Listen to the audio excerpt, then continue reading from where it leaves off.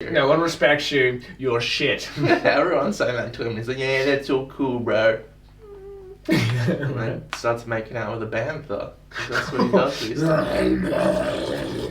days. You served me well. Yes, I know.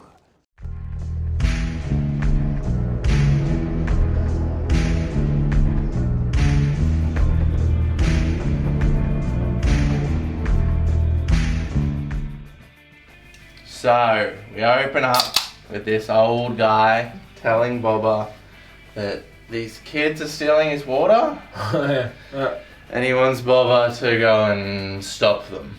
And Boba goes, Like cyborg kids yeah, or some shit. I really hated these kids. They looked so gay and cheap, and they just didn't suit the seedy underbellies of Tatooine. No, they're so clean. I know, and the cyborg trope is so overplayed in sci-fi. I mean, it's not interesting, it's not original, and they look so cheap and gay, and they didn't even use their cyborg things. Really, no. And They got cyborgs? those stupid fucking speeders they got. They had like matching Power Rangers Vespa scooters.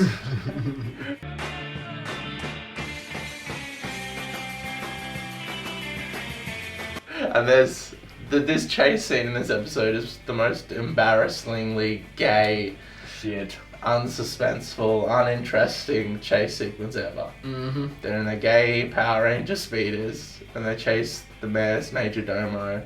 And I didn't care, and I was so uninvested. Yeah, I know. I was like falling asleep in this episode, I remember.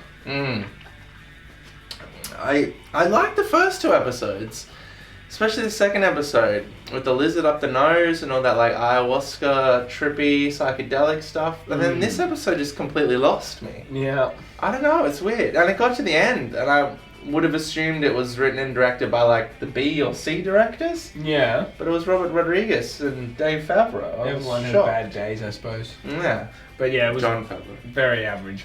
Very average. Yeah, it's building up the fact that now Boba has gay cyborg. He's building up an army because he's fighting someone. The twins rock up. They're like, hey, we're leaving. We're giving you a Rancor for reason. There was no reason for them to be in the narrative. No, I did like the Rancor. And I liked the backstory of Rancors, like giving them more than just being mindless animals. They touched base on that in the extended universe. Yeah, okay. Not to that extent that I know of, though. Yeah. But it makes a lot more sense. It gives a lot more to how sad that guy was in episode 6 when the Rancor died. Yeah. Because they bond with one person. Yeah. And I do like the fact that Boba wants to, you know, tame this thing. beasts 10 times the Obviously, talking about that massive dinosaur thing he's riding in the Christmas special. Oh, yeah, that's right. I forgot about that. Yeah. Not the legendary mythosaur, because they're dead. The non-legendary mythosaur. And Danny Trio, the Mexican guy, it's always good to see him. Always. Especially in Robert Rodriguez things. He's barely in it, but it's cool that he's in Star Wars. So yeah, he gets the cyberpunks, which are gayer than Freddie Mercury. And I love Freddie Mercury, but he was very gay. Extremely. The mayor is the big bad. The Sam people are all dead. I didn't care. No, I that's the worst part. I sat there thinking, I know I'm supposed to care, but I just don't. In fact, I was like, oh, their arc's over. But I guess they're not coming back to help him in the final battle. No, we predicted some cheesy, like, here come the Sand people, and then him crying over one of them. They're just gone. But no, they're just dead. Yeah. I can't believe they're so weak. Like, they just, in this series, they made them actually just villagers. Like, these cunts are like hard motherfuckers who like kill anyone who trespasses. It's like, what happened to this particular tribe? Did he find the one weak batch? Speeder bikes killed them. I would assume they would like travel around as well. They're supposed to have rifles and shit too, but all they seem to have is gaffy sticks in them. Yeah, and it was inconsistent how many there were. They were like, it looked like they were like 15, and they had the train scene and like 8 died, and then there was still 15. Yeah. And they were just all dead. But it's building up some tension with the Pikes. These fish people, he's fighting the Pikes. He's got the gay cyberpunk people. He's fighting the fish people. The Sand people are dead. He's got a Rancor. He's got a Rancor, and the twins rocked up, were threatening, and then left for no reason. They didn't need to be here. They just gave him the Rancor. They basically essentially told him the Pikes were coming. you know, essentially. Yeah. I I would have preferred them as the major villain rather than the Pikes. I mean, I don't mind the Pikes, but they were antagonists in the Clone Wars. So Okay, I know nothing about them. This is the only thing I've seen of them, and I was like, in the Clone Wars, Ahsoka has a run-in with them. They're Okay. hardcore spice, like criminals which like smuggle spice. Very controlling and like very sinister. Okay. Yeah. They're faceless. They all look the fucking same. Yeah. Fish people. Yeah. There's a lot of fish people in Star Wars, eh? Yeah. I guess the ocean is a big thing to pull from if you want interesting alien creatures. Well, yeah, it's the most alien thing on this planet, right? That's fair.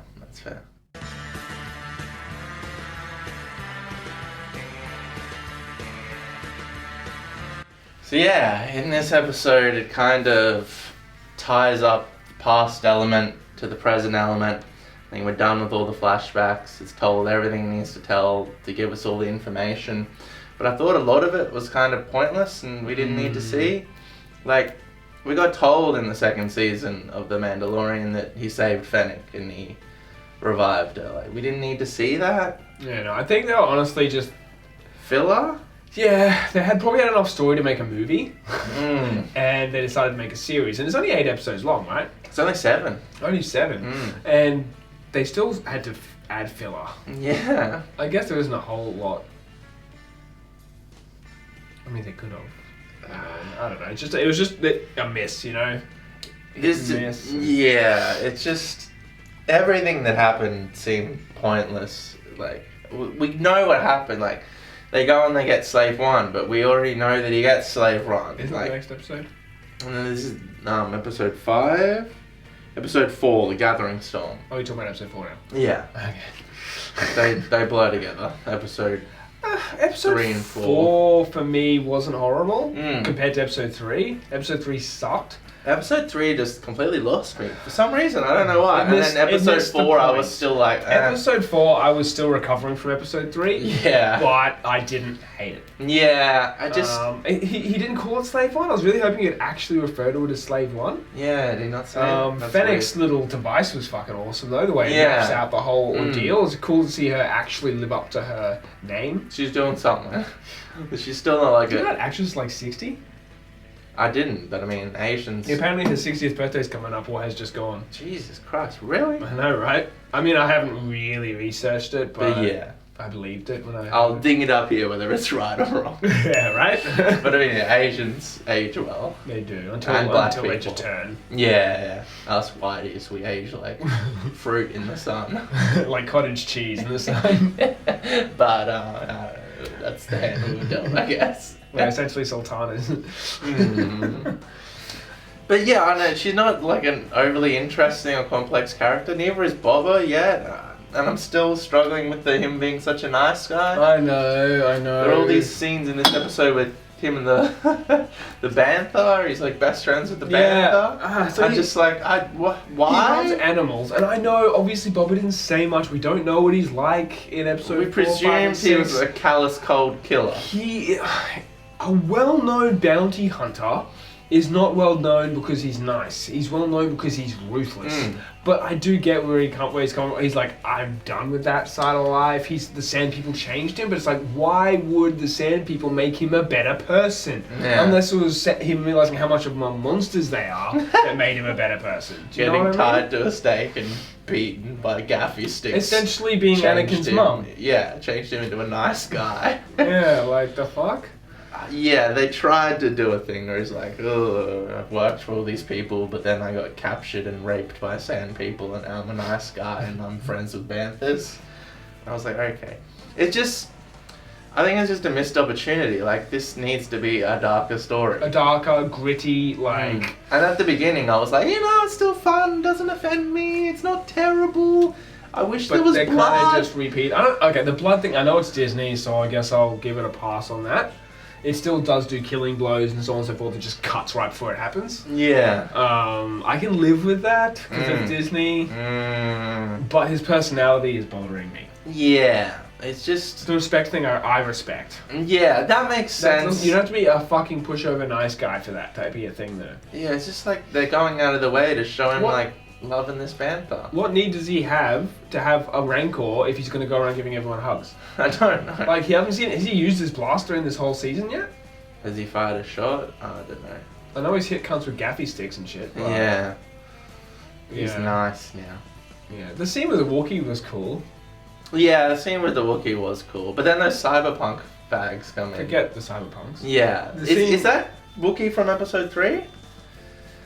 The one with Chewbacca and Yoda? And he's like, thank you, somebody. It looks similar. Tarful. Yeah. Tarful's not black. This guy's name is not that either. It's like Chewbacca. No, he's like a bounty hunter one. He's like, because obviously Chewbacca and Tarful and that, they're all the good Wookiees and shit. This one's evil. This one's, yeah, he's clearly Darkseid, if Darkseid affects Wookiees. Yeah. Although this does bring up an interesting thing I actually wanted to talk about Knights of the Old Republic. Mm. So obviously in most of the Wookiees we see, you hear all these stories about them tearing arms off and shit like that. Yeah. But then all we get given is these nice Wookiees. Yeah, true that. That's interesting. I never thought of that. So in Knights of the Old Republic, Yeah. in the first game, there's a nice Wookiee, whatever. You save his life, he pledges a life debt to you. Same sort of shit Chewie has with Han. They're always together because he has a life debt to him. Yeah. But there's an interesting Wookiee in KOTOR 2, which this guy sort of reminds me of. His name was Hanharf, Okay. and he was a bounty hunter Wookiee. Yeah. Fully, like, he fucking evil motherfucker. Yeah. And the whole life debt thing for him was twisted because he's been so far from home for so long that when this chick who's like another bounty hunter saves his life, instead of him pledging his life to her, he believes his life debt cannot be fulfilled until he murders her. Jesus. It sends her to the Shadowlands, as he so refers to. And he basically, if you go light side in that game, you get her as a companion. If you go dark side, you get him as a companion. Oh. And so either way, you help them take out the other one. True. Because she's in constant fear of her life. Yeah. And yeah, he just, this guy gave me Hanha vibes hardcore. He's a Wookiee, but he's not nice. He's not necessarily evil, He's pretty dark. but he's a bounty hunter. He's how a bounty hunter would be. He attacked those guys gambling for For no reason. They were winning. Fuck you. Yeah, ripped off the guy's arm. I respected the shit out of that chick's attempts to calm him down, though. Yeah. That was such a good way to go about it. It didn't work. No, I totally thought it was going to work. Yeah, bait and switch. And then, they're building to Boba Fett, hiring him. At the end, I think maybe he does actually hire him. He says something. He did. He hired him as, protection or... Yeah, so whatever. he's building up his forces to fight the fish people. What are they called? The fucking Pikes. The Pikes. No, the fucking Pikes. The fucking Pikes. He's building up he's got the gay cyborgs, he's got badass Wookiee, you got somebody else, we're not there yet, and he's fighting the Pikes. And he's got, obviously, what's her face? Yeah, Fennec. Fennec, that's it. Yeah, just like we already know he has Slave One. We know he's got Slave One, so there's just no suspense. Yeah, exactly. The scene was like fine, I guess, but like no one's gonna die. I know what's gonna happen, so there's no suspense. Yeah. I don't know. I don't know, Mark. It was cool to see him come out of the back to tank fully healed, though. Yeah, that's done. The flashbacks are and done. And he looked younger. Like, not young, telling the but... story. Yeah. But he definitely looked younger. I thought that was just more emotion or whatever, how he looked. But like, no, Horribly scarred. Horribly scarred and pale and all. Yeah. But he actually looked relatively good. It's time to say farewell, my friend. You served me well. Yes, I know. There's a line where he says that he's with the Sand People for years, which was really confusing because it didn't at all seem like he was with the Sand People for years. Okay, well, let's take a step back for a second. Mm. How long is The Mandalorian based after episode 6? Was it 5 years? 5 or 6. There's no way Boba Fett would have been in the Sarlacc for years. No, because you need to drink water, right? Yeah. It says you get digested over 1,000 years, but like you die after 3 days if you don't drink water, unless look at the stormtroopers and shit. Yeah. So presumably, he was in that for a couple of days. He got out, and then he was lived with the them Sand People for years. I guess that's how they have to kind of explain. 'Cause he didn't get his armor back. What I don't get is he knew he was awake when the Jawas started taking. Yeah, that was weird. He was like, "Let's go into the Sarlacc." I thought that was all pointless. I mean, as well. I did too, but I lived with the fact that he was very dehydrated, he was very exhausted, and when he passed out, he forgot that the Jawas took his armor. Yeah, because he thought his armor was in the Sarlacc pit. For some reason. It just magically came off his body. Yeah, he forgot that the Jawas... I mean, he did get knocked out, and he was all fucked up. Can be done with memory loss, dehydrated. Yeah. Like, I believed it. It's fair enough, you know. It's but piss poor. It did take me back though. I was like, They just wanted to show the inside of a Sarlacc, I guess. yeah, But that sequence was suspenseful and cool, but I was still I kind of was like happy leaving it with him escaping the Sarlacc. I mean, Yeah. I assumed he killed it when he esced. Yeah, we didn't apparently he need it, didn't. but it was fine. Like, the Sarlacc strong enough to pull Slave 1 in? Like, Jesus. And then he used that fucking thing. I mean, And he yeah. goes on about how no one fears him when he doesn't have his armor, but then he gets his armor and no one fears him. That old guy comes to him in the beginning of episode 3. He's like, no one fears you. No one respects you. You're shit. Everyone's saying that to him. He's like, yeah, that's so cool, bro. And then starts making out with a bantha. That's what he does these days. So that was episode 5. He's got his shit back. He's got his armor back. He's killed the Sarlacc. He's massing people. He talks to people and they're not going to back him, but they're not going to back the fish people. Yeah, he basically essentially told them to just ignore it. But that being said, it's like, no, we will not support the fish people. We offer you millions of dollars. Yeah. I'll betray him. Yeah. There's going to be one of them which betrays him. it's definitely It'll gonna be. just be one, though. They won't work Yeah. together to betray him. Yeah. And the others will jump in, probably, and help, and blah, blah, blah.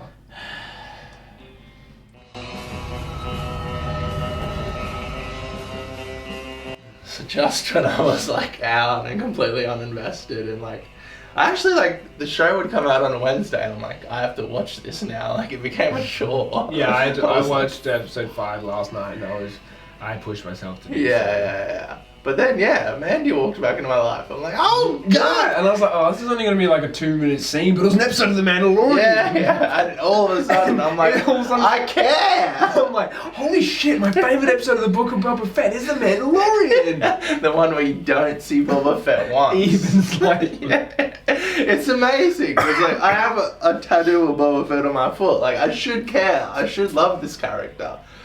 But I'm just finding It's myself making not me care caring. less and less about Boba Fett. Yeah, and then Mandy walks in, and this first scene he's in was like more brutal and violent and immersive than anything Boba Fett's done. Starts chopping those dog people up with the Darksaber. Boba Fett doesn't fight anymore. He has all these gadgets and shit like Mando does. Maybe not as many, but he just doesn't do it anymore. He just fucking fights with his fists and his gaffy stick. I want to see Boba Fett with some fucking awesome rifle action or blasters, flamethrower, fucking. Yeah. But there's been none of it. I get it. You're a crime lord, but you want to be down and out. Have some cunt. Have those fucking gay ass cyborgs not succumb to him and try and fight him, and he obliterate them. Yeah, you can do like the talky political drama crime underworld thing like Underbelly or The Sopranos or something, but it can't be a kids show then. It's got to be like a really like dialogue driven like drama. They do that sort of shit in Marvel movies. They do some fucking pretty brutal shit. There are a lot of Marvel movies that are like just They shoot like a holes in drama. people. Yeah. But you But can't show that this in is this. neither a drama nor really Boba Fett killing They're people. trying desperately to keep the preteens interested, I think, and they're worried if they go too violent that they're not. They gonna like chose it. the Like, wrong story. Just let. The Mandalorian, it worked with that tone. I was in. The stories were interesting. They were different. It was unique. And you cut to this crime lord, Boba Fett, and it's like G-rated. If you all want of a Boba Fett sudden. to be that, cool. Get him to go and save Mandalore or something. Maybe that's he changed his ways, goes to save Mandalore or something, and that's his arc. He's changed. Yeah. But you can't be a goody crime lord. You're a fucking crime lord. Boba Fett. Imagine if he met Han Solo now. Yeah, you want to go out for a beer? We're good Come on, I mates. go for a fucking teammate. Beer's too hard for Boba. So yeah, then Mandy comes back. We get the return of the blacksmith from season 1 and that big guy who's played by Jon Favreau, I'm pretty sure. That chick, she annoys the fuck out of me, but I don't know why, but I fucking love her. I Yeah. didn't like her that much when I first was introduced to her, but in this level, I'm like, fuck yeah, she's back! It was a bit cringy in season 1, but and just cutting away from Tatooine for like 5 seconds. That was like, Tatooine though, wasn't it? It was in the first season, or was it Navarro, which is basically Tatooine? I thought she lives on Tatooine. Because he goes down to Mos Eisley, doesn't he? He does, but I think that's in a different episode. I think, the first part I'm talking about this episode of Boba. No, they're on like a big ring station thing. Oh, that's right. It's No, like that's where the Mandalorian things are though. When she's on Tatooine, I'm pretty sure. I think he went like to the underground of that ring thing. It was like following a trail and stuff in this episode. The blacksmith lady. I swear she was. But she didn't move her workshop though. I think she did. I don't. Okay, that's fine. But fair enough. Degree to disagree. Yeah. But yeah, that ring station was really cool. It was just so refreshing. The ring station's just Halo.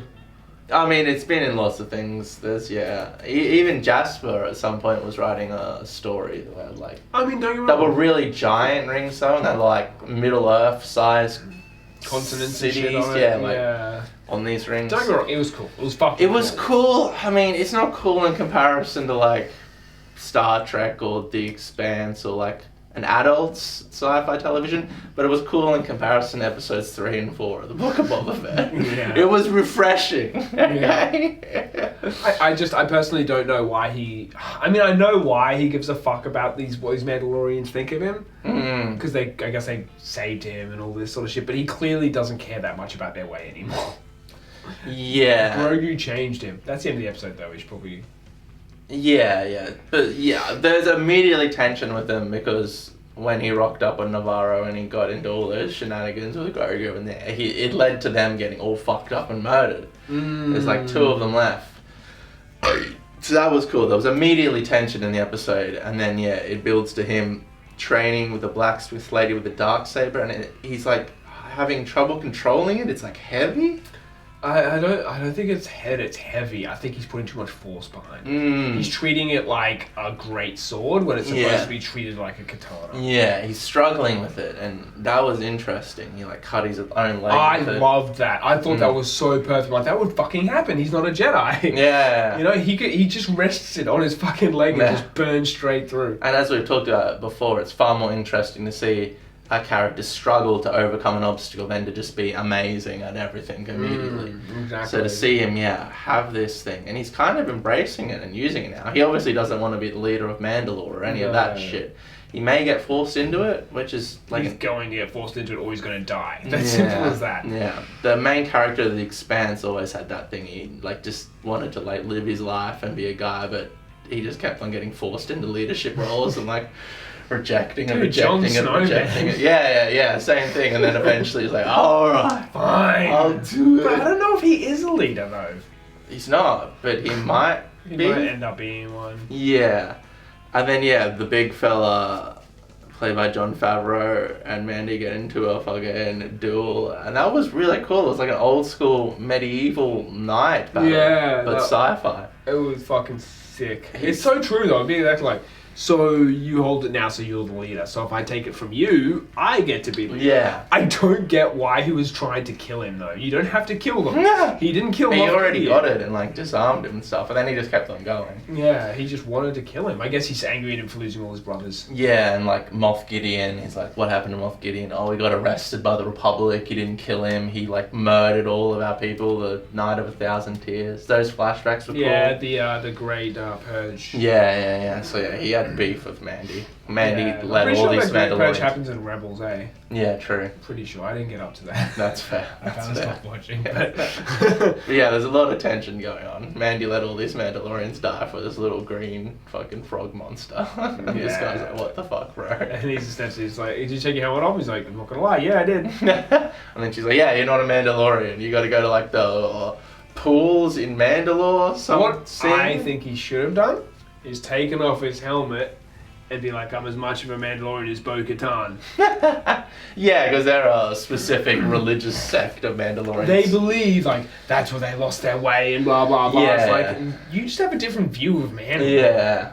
I did like all that weird, like, religious ideology and rules and weird stuff she has. She didn't agree with the spear. She's like... I swear, I thought she was dead, eh? Yeah, the last time we seen her, she was... Season 1 finale, wasn't it? Yeah, she was fucking up stormtroopers, and then, just gone. Wasn't in season 2. Yeah, no.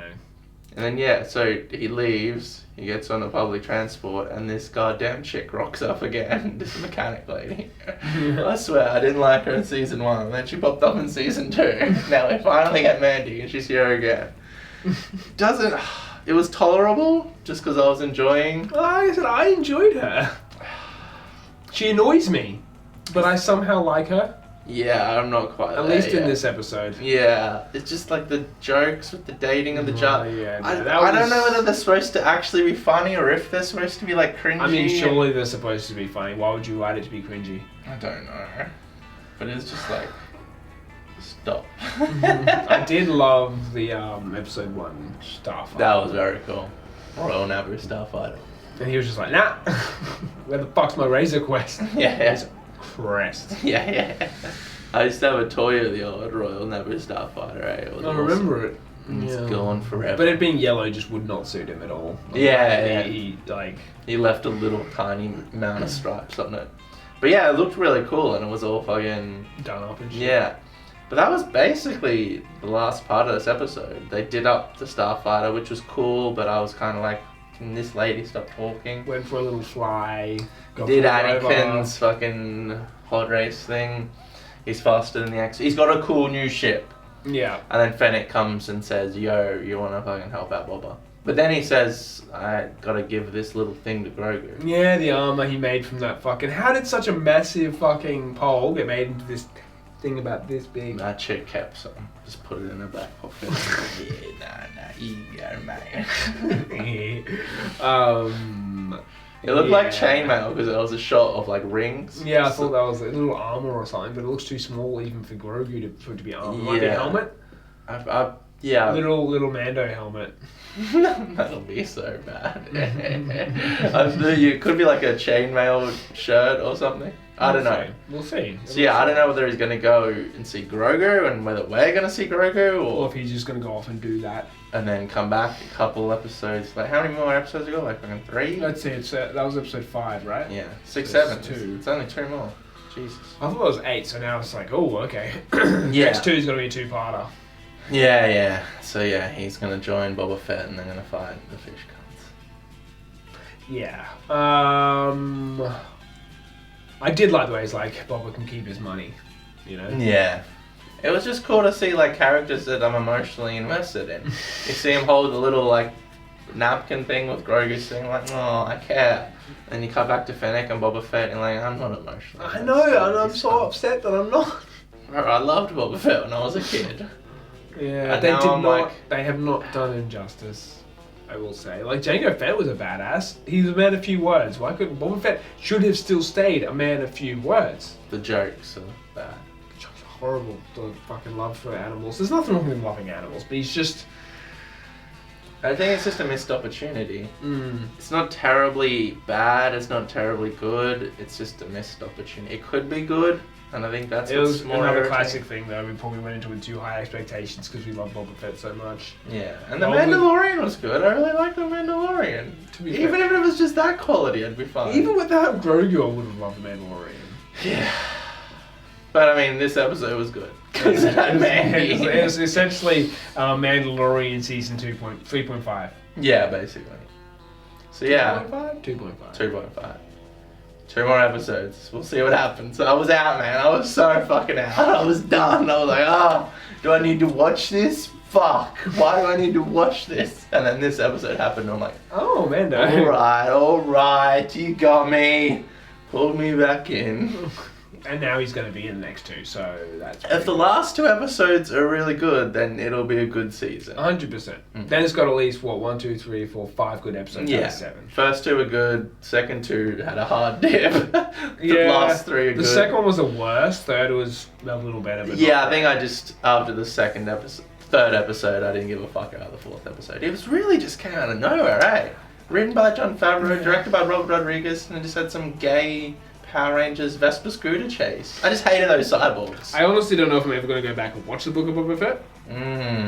I'll definitely go back and rewatch The Mandalorian, but if there's no need to watch it and still continue The Mandalorian, I'll probably just go 1, 2, 3 of The Mandalorian when I rewatch it. That's fair. We'll see how we go. Maybe the last 2 episodes will make it worth watching. Maybe, yeah. Maybe just watch from episode 5. Just skip 2 and 3. They're just not necessary because everything got explained in The Mandalorian that happens in those episodes. Oh, he took Fennec. Yeah, why did he take Fennec to the cyborgs too? Why didn't he just take it to a doctor? Oh I forgot about that part. We already knew it happened and just showed us it. I mean, I didn't know that she was half a cyborg now. I think it showed it in that episode of the Scramble Orient. The Scramble. Ooh, and she had a robot belly, and I'm like, okay. I don't remember that at all. But yeah, I don't doubt that it happened. Yeah. I think they're just trying to tie up loose ends.